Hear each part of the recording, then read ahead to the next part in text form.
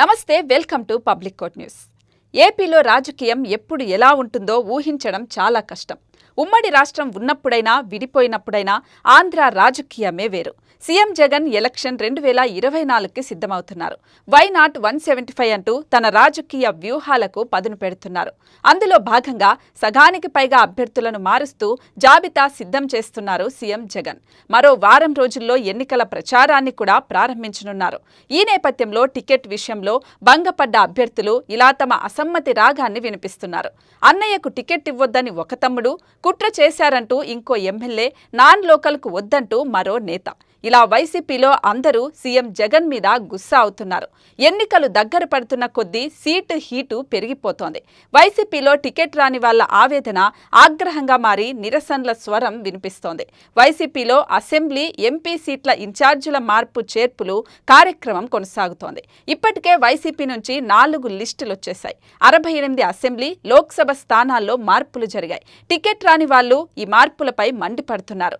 తిరువూరులో YCP MLA రక్షణ నిధి స్థానంలో ఇన్ఛార్జిగా స్వామిదాస్ను నియమించింది వైసీపీ అధిష్టానం.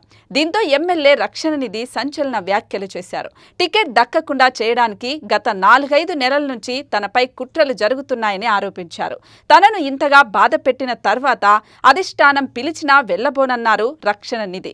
రానున్న ఎన్నికల్లో తప్పకుండా పోటీ చేస్తానన్న రక్షణ నిధి త్వరలో భవిష్యత్తు కార్యాచరణ ప్రకటిస్తానని చెప్పారు. ఇక ఉమ్మడి నెల్లూరు జిల్లాలో వైసీపీ ఎమ్మెల్యే నల్లపురెడ్డి ప్రసన్నకుమార్ రెడ్డికి సొంత ఇంటి నుంచే అసమ్మతి సెగ తగులుతోంది.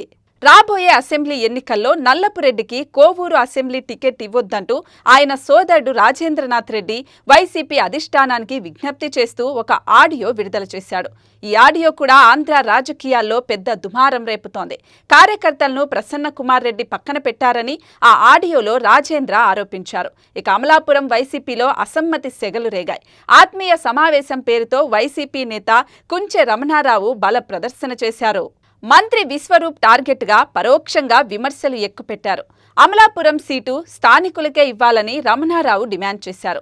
అయితే సీట్ల సర్దుబాటు పూర్తయ్యాక గొడవలు సర్దుమణుగుతాయని, అసమ్మతి స్వరాలకు అడ్డుకట్ట పడుతుందని వైసీపీ అధిష్టానం భావిస్తోంది.